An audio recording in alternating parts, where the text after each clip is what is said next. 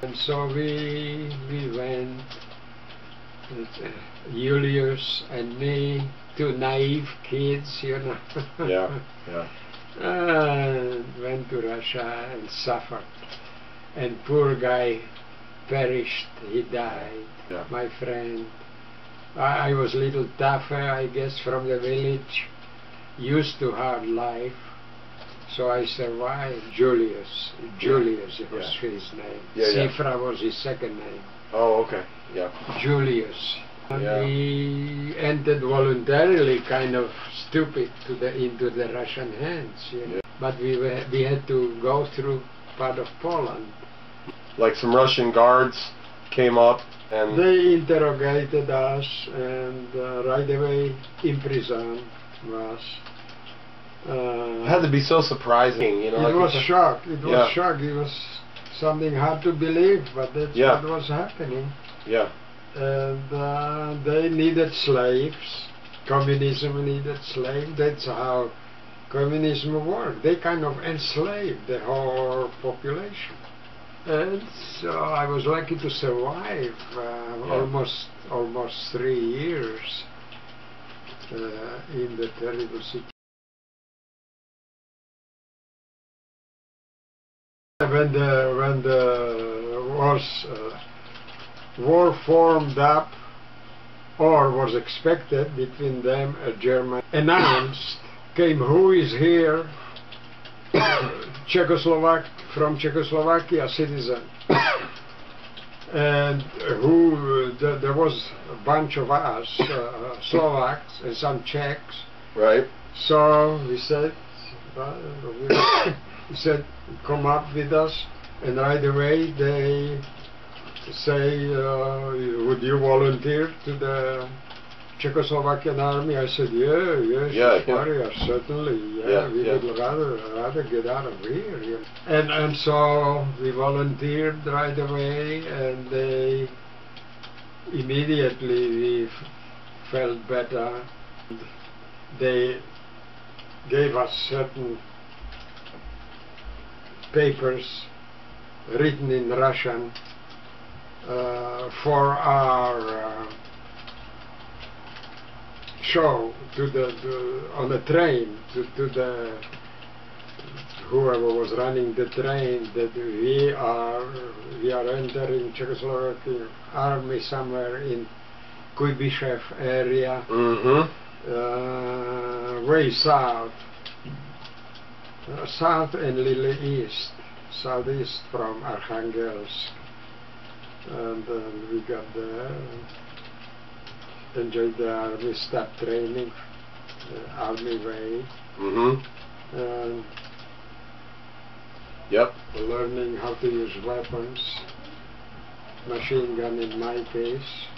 Did you had to help to the transportation of whatever was needed, taken with us, lots of ammunition and other things. We had like the canvas bags, you know, we put over our shoulders, carry them. I bet that ammunition was pretty heavy though. It was heavy stuff, you bet. The whole machine gun was heavy. We had to pull it on the wheels. It was the old-fashioned on wheels, not the later, lighter ones. It was a heavy thing. Yeah. Water cooled. Water cylinder. We full. There was an opening on top. We fill it up. Right. It stayed. Stayed. But it got. I guess it got hot after shooting the. And you said that in your rations you'd get little bottles of vodka. Is that right? Once in a blue moon. Very seldom. Very seldom. Yeah. But the soldiers, the Russian soldiers, they got a little more vodka when they were already in the front lines. Oh. Yeah, but. Yeah. But you say you wore the British uniforms and the big dish British helmets. So you didn't. You didn't have the Russian uniform at all. We had the British helmets, which is like a small dish. It's very shallow. It's kind of stupid looking thing. Yeah. Sitting on top of your head, it doesn't cover much of your head. Yeah. Now the Czechoslovakian army had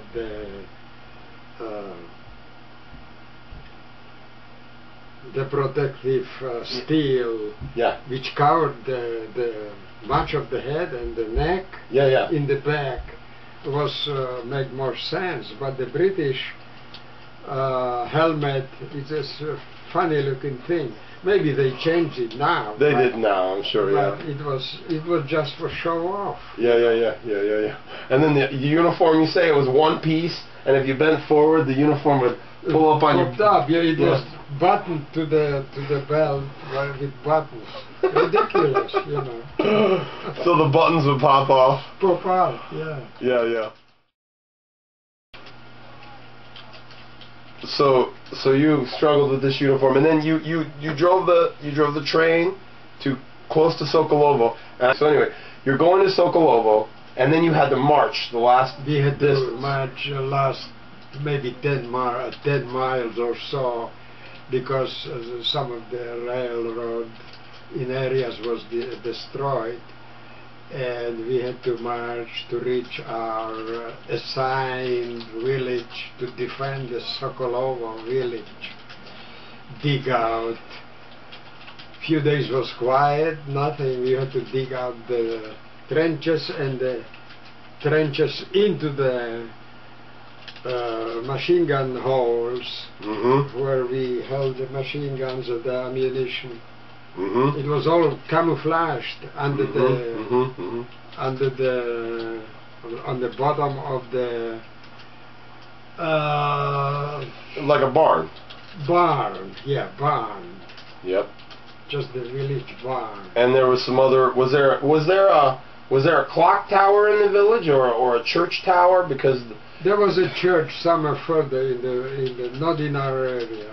Okay. Yeah. Because there was another guy who talked about the battle, and he went up in a tower and kind of looked around. Yes. Yeah. They made observation from the tower for the local area. There was always some soldiers on duty who just were guarding, observing the. So they gave you an alarm when they finally, or you said you could hear the tanks coming, though. It's pretty obvious. We could see them. We could hear the engines. We could see. And you came from the north. You came down from the north because you learned that the Germans would come from the south. From the south, yeah. And we were, how would you say, strengthening the village of Sokolovo and the surrounding area. Our unit was supposed to guard the village of Sokolovo. So where we dug out our trenches,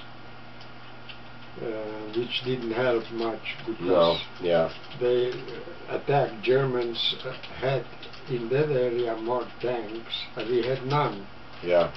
Defenses. We had 2 cannons. Did you put any landmines down at all? Like landmines? No, we didn't. No, we didn't have any landmines. But you put 2 cannons. You had 2 cannons, like anti-tank. Our unit had 2 cannons, but I didn't see in our neighborhood any. I don't know where the cannons were.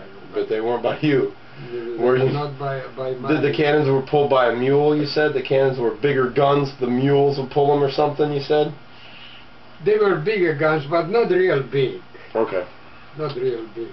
What did they shoot? Like a cannonball, or what did they? They shoot some kind of cannonballs. Yeah. Like something like this, but small. Yeah. Let's say 2 inches. Right. Diameter and maybe this long. Right. So it was like a missile, kind of like a little missile. Like missiles, yeah. Yeah. It was not a big thing. Yeah.